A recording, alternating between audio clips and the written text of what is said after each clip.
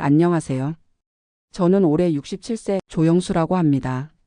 지금 이 이야기를 들려드리는 것이 쉽지 않지만 누군가는 들어야 할 이야기라고 생각해서 용기를 냅니다. 저희 가족이 30년 동안 운영해온 마트가 하루아침에 잿더미가 되었습니다. 그것도 보험금 한 푼 받지 못한 채로요. 아직도 그날 밤의 연기 냄새가 코끝에 맴돕니다. 제가 미국 애틀랜타에 온 것은 1993년이었습니다. 당시 저는 38세, 아내 미순이는 36세, 그리고 초등학교 3학년이던 아들 준호와 함께였죠. 한국에서 작은 철물점을 운영하다가 아이 교육을 위해 과감하게 결정한 이민이었습니다. 처음 애틀랜타 공항에 내렸을 때의 기분을 지금도 잊을 수 없어요. 9월의 후덥지근한 날씨, 영어라곤 How are you? 밖에 모르는 상황에서 가진 돈이라곤 $20,000가 전부였습니다. 그마저도 한국에서 철물점 정리하고 빚까지 갚고 남은 돈이었죠. 첫 6개월은 정말 지옥 같았습니다. 친척집 차고에서 세 식구가 함께 생활했어요. 아내는 한인 식당에서 설거지를, 저는 건설 현장에서 막노동을 했습니다. 하루 12시간씩 일해도 월 $1,000가 고작이었어요. 그런데도 매일 밤 영어 공부를 했습니다. 살아남아야 한다는 간절함 하나로요. 1994년 여름 드디어 기회가 왔습니다. 사우스 디칼브 지역에 있는 작은 편의점이 매물로 나온 거예요. $50,000. 한국에서 가져온 돈으로는 턱없이 부족했지만 친척들과 교회분들이 도와주셔서 간신히 마련했습니다. 그때 서류에 서명하며 떨렸던 손을 지금도 기억해요. 영그램 S 마컷이라고 이름을 붙였습니다. 가게 크기는 고작 30평 남짓, 진열대 6개가 전부였어요. 그래도 제 가게였습니다. 미국 땅에서 제 이름으로 된 첫 번째 가게였죠. 초기에는 정말 힘들었어요. 영어가 서툴러서 손님들과 소통하기 어려웠고 흑인 고객들이 대부분이었는데 처음엔 서로 경계하는 분위기였거든요. 하지만 저는 포기하지 않았습니다. 매일 아침 5시에 일어나 가게 문을 열고 밤 11시까지 운영했어요. 특히 기억에 남는 것은 미시즈 윌리엄스라는 할머니였습니다. 70세 넘은 흑인 할머니셨는데 처음에는 저를 못마땅해 하셨어요. 또 다른 아시안이 우리 동네에 와서 돈만 벌어가려고 한다면서요. 하지만 저는 매번 정중하게 인사하고 그분이 좋아하는 체리 콜라를 항상 시원하게 준비해 두었어요. 6개월쯤 지났을까요? 어느 날 미시즈 윌리엄스가 말씀하시더라고요. 영, 너는 다른 아시안들과 달라. 진심으로 우리를 대하는 게 느껴진다. 그때 정말 눈물이 날 뻔했어요. 언어는 달라도 진심은 통하는구나 싶었거든요. 그렇게 시간이 흘러 1990년대 후반이 되었을 때 가게도 자리를 잡기 시작했습니다. 아들 준호는 현지 학교에 잘 적응했고 영어도 이제 일상적인 대화는 무리 없이 할 수 있게 되었어요. 아내도 가게 일을 도우면서 동네 분들과 친해졌고요. 2000년대 들어서면서 가게를 조금씩 확장했습니다. 옆 건물까지 임대해서 60평 규모로 늘렸어요. 한국 라면과 김치, 그리고 신선한 야채와 고기까지 팔기 시작했죠. 동네 흑인 분들도 한국 음식에 관심을 보이시더라고요. 특히 라면은 인기가 좋았어요. 준호가 대학에 진학할 때였습니다. 조지아 공대 공학과에 합격했어요. 그때 정말 자랑스러웠습니다. 30년 전 철물점 사장이었던 제가 미국에서 아들을 명문대에 보낼 수 있다니. 아메리칸 드림이 이런 건가 싶었죠. 하지만 모든 게 순탄했던 건 아닙니다. 2008년 경제 위기 때는 정말 어려웠어요. 동네 분들도 경제적으로 힘들어 하시니까 가게 매출이 반토막 났거든요. 그래도 버텼습니다. 직원들 월급부터 챙기고 저희는 라면으로 끼니를 때우면서라도요. 2010년대 들어 상황이 조금씩 나아졌어요. 준호가 대학을 졸업하고 엔지니어로 취직했고 가게도 다시 활기를 찾기 시작했거든요. 동네에서는 이제 우리 가족을 오래된 이웃으로 받아들여 주셨고요. 그런데 2015년쯤부터 뭔가 분위기가 달라지기 시작했어요. 경찰과 흑인 청년들 사이의 갈등이 심해지면서 동네 분위기도 점점 경직되어 갔거든요. 가끔 젊은 친구들이 가게에 와서 험한 말을 하기도 했고 물건을 훔쳐가는 일도 잦아졌어요. 그래도 저는 이해하려고 노력했습니다. 이분들이 겪는 차별과 어려움을 알고 있었거든요. 저희도 처음 이곳에 왔을 때 비슷한 시선을 받았으니까요. 그래서 더욱 정중하게 대하고 어려운 분들에게는 외상도 해드렸어요. 2020년 코로나가 시작되었을 때도 가게 문을 닫지 않았습니다. 동네 분들이 필요한 물건을 사러 와야 하니까요. 마스크와 손 소독제를 구하기 어려울 때도 저희가 먼저 구해서 적정 가격에 팔았어요.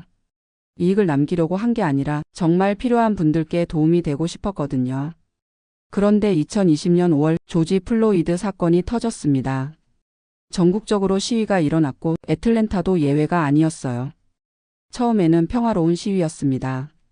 저도 그분들의 마음을 이해했어요. 너무 오랫동안 억눌린 분노와 슬픔이 터져 나오는 거였죠. 하지만 며칠 지나지 않아 상황이 급변했습니다. 평화 시위가 폭동으로 번져갔어요. 5월 29일 밤 저는 늘 하던 대로 가게 정리를 하고 있었습니다. 시계가 밤 10시를 가리키고 있었어요. 그때 멀리서 함성 소리가 들렸습니다. 처음에는 그냥 시위대가 지나가는 소리인 줄 알았어요. 그런데 점점 가까워지더니 가게 앞까지 와서 멈춰섰어요. 한국인들은 모두 나가라. 우리 돈만 빼먹고 우리를 무시하는 놈들. 이런 소리가 들렸습니다. 저는 가게 문을 잠그고 뒷문으로 나가려고 했어요. 그런데 이미 늦었더라고요.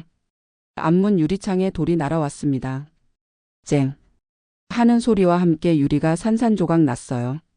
그 순간 정말 무서웠습니다. 30년 동안 이 동네에서 성실하게 살아왔는데 왜 이런 일이 생기는지 이해할 수 없었거든요. 저는 뒷문으로 빠져나와 주차장에 숨어서 911에 신고했어요. 하지만 경찰은 오지 않았습니다. 지금 전 지역이 비상 상황이라 출동이 어렵다는 답변만 돌아왔어요. 저는 차 안에서 떨면서 제 가게를 바라봤습니다.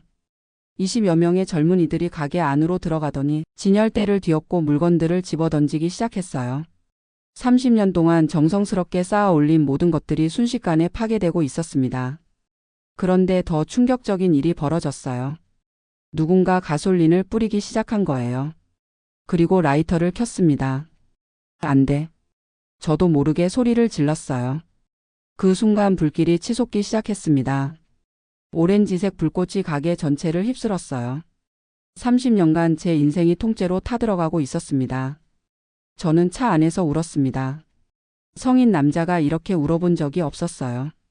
아내한테 전화를 걸었지만 목이 메어서 말을 할 수가 없었거든요. 새벽 3시가 되어서야 소방서에서 연락이 왔어요. 가게 화재가 진압되었으니 확인하러 오라고요. 현장에 도착했을 때 제가 본 것은 까맣게 탄 잔해뿐이었습니다. 지붕은 무너졌고 벽만 겨우 남아 있었어요. 30년 동안 쌓아온 모든 것이 하루아침에 사라진 거예요. 진열대도 냉장고도 계산대도 모든 것이 시커먼 덩어리가 되어 있었습니다.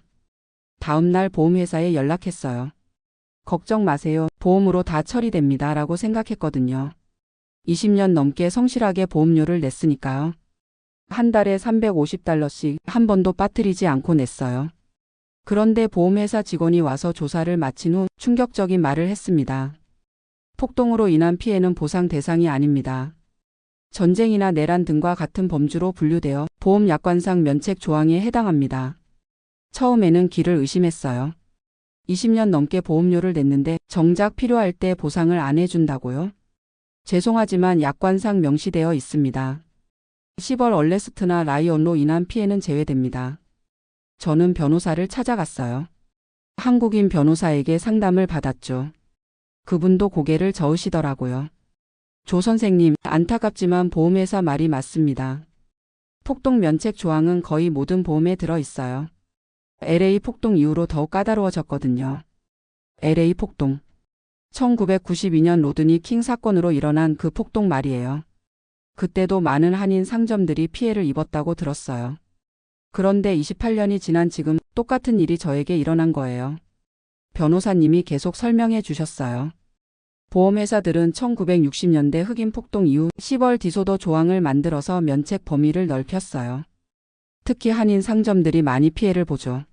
언어 장벽 때문에 약관을 자세히 읽지 못하는 경우가 많거든요. 그때서야 깨달았어요. 제가 20년 넘게 낸 보험료는 결국 아무 의미가 없었던 거예요. 정작 필요할 때는 한 푼도 받을 수 없다니. 집에 돌아와서 아내와 둘이 앉아 울었습니다. 여보, 우리가 뭘 잘못했을까요?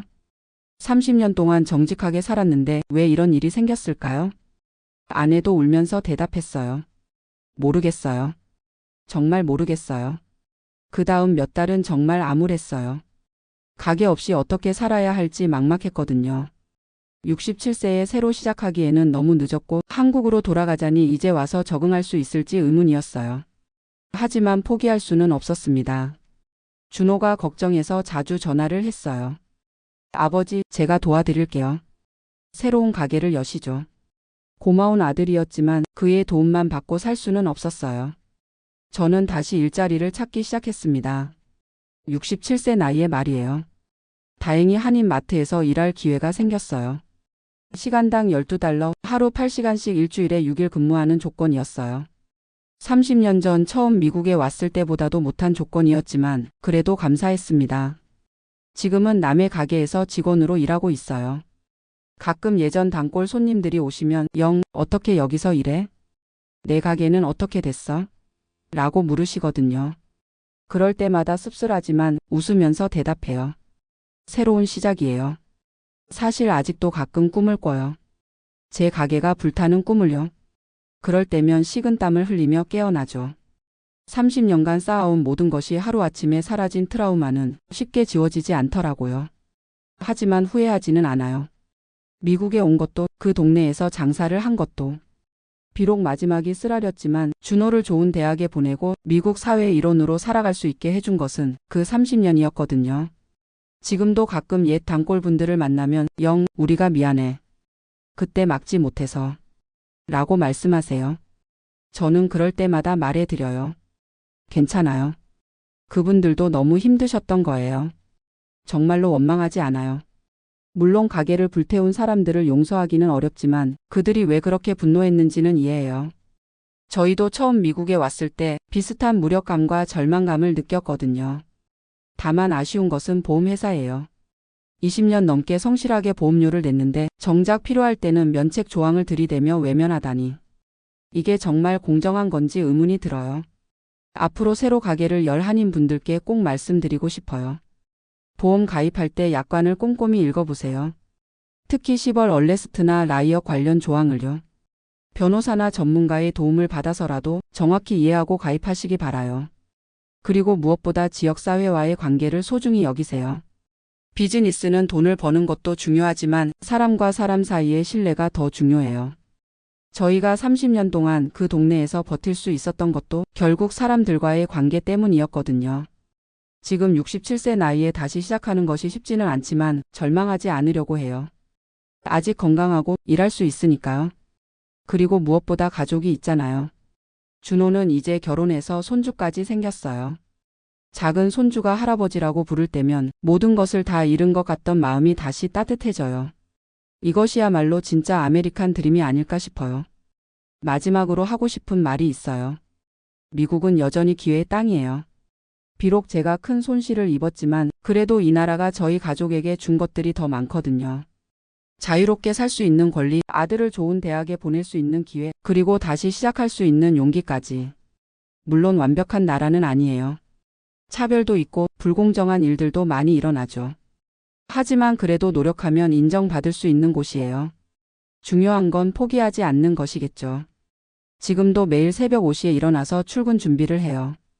67세의 남의 가게 직원으로 일하는 것이 자존심 상할 수도 있겠지만 저는 부끄럽지 않아요. 정직하게 일해서 벌어먹고 사는 것이 자랑스럽거든요. 아내도 이제는 웃으면서 말해요. 여보, 우리 다시 젊은 시절로 돌아간 것 같지 않아? 처음 미국에 왔을 때처럼 말이야. 맞아요. 다시 처음부터 시작하는 기분이에요. 67세의 말이죠. 하지만 이번에는 더 현명하게, 더 조심스럽게 해나갈 거예요. 제 이야기를 들어주셔서 고맙습니다. 혹시 비슷한 어려움을 겪고 계신 분들이 있다면 포기하지 마세요. 인생은 우리가 생각하는 것보다 훨씬 강인하고 새로운 시작은 언제든 가능하거든요. 그리고 무엇보다 우리에게는 가족이 있고 꿈이 있고 희망이 있잖아요. 그것만으로도 충분히 다시 일어설 수 있어요. 감사합니다.